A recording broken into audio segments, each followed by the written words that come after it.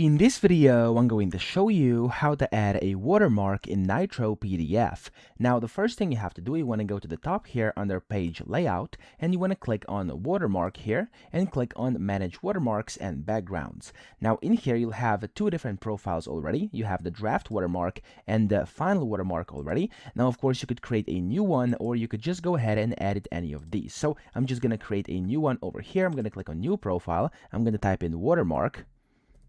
There we go, and then I'm just going to leave it like this, and I'm going to actually click on add here and add some text.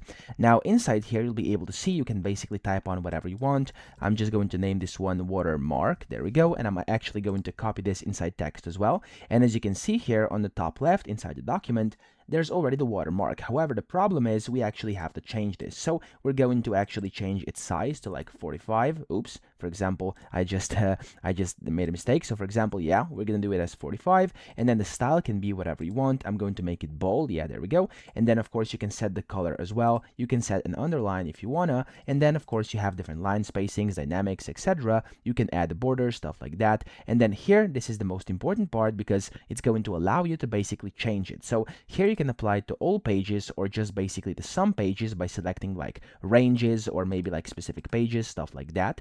And then here you can select where you want to preview. So I'm going to preview on page 3 over here.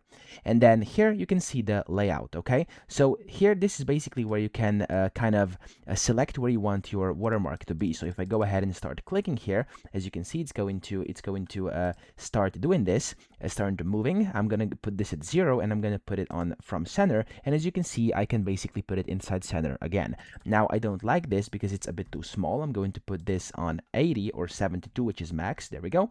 And then here, of course, I can set the rotation if I want to. I can select the opacity. So if you don't want it to be as prominent, you could go ahead and set this to like maybe 60. That's going to be much better over here. And then you can just go and of course select one of these actions as well. I don't want any, so I'm not going to do that. Click on save here, and it's basically going to create your watermark. You can just click on apply here, and there we go. We now have watermarks over our pages. So that's how to achieve this. I hope this video helped you out. If it did, please subscribe to the channel and help me out as well.